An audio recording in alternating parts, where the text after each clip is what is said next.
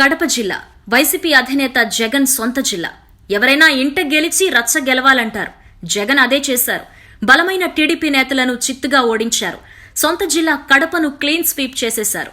జిల్లాలో టీడీపీ ఉనికే లేకుండా చేసేశారు.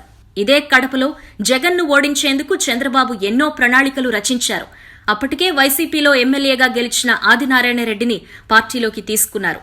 నంద్యాల ఉప ఎన్నికల్లో కూడా వైసీపీని ఓడించడంలో ఆదినారాయణ రెడ్డి అన్ని విధాలుగా సహకరించారు. అందుకే ఆ తర్వాత మంత్రివర్గ విస్తరణలో ఆదినారాయణ రెడ్డికి మంత్రి పదవి దక్కింది.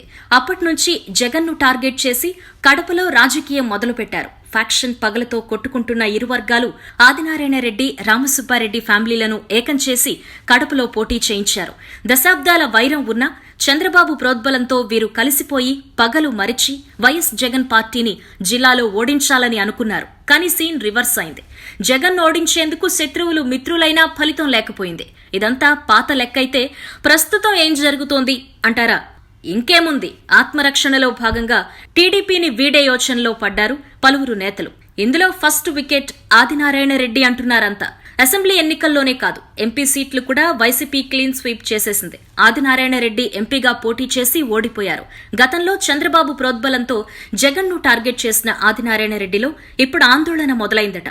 జగన్ నుంచి తప్పనిసరిగా ప్రతీకారం ఉంటుందని భావిస్తున్నాడట. అందుకే ఈ 5 ఏళ్లు సేఫ్ జోన్లో ఉండాలి అంటే కేంద్రంలో అధికారంలో ఉన్న బీజేపీలో చేరడమే ఉత్తమమని ఆదినారాయణ రెడ్డి భావిస్తున్నాడట. ఇప్పటికే ఈ దిశగా ప్రయత్నాలు జరుగుతున్నాయని టాక్.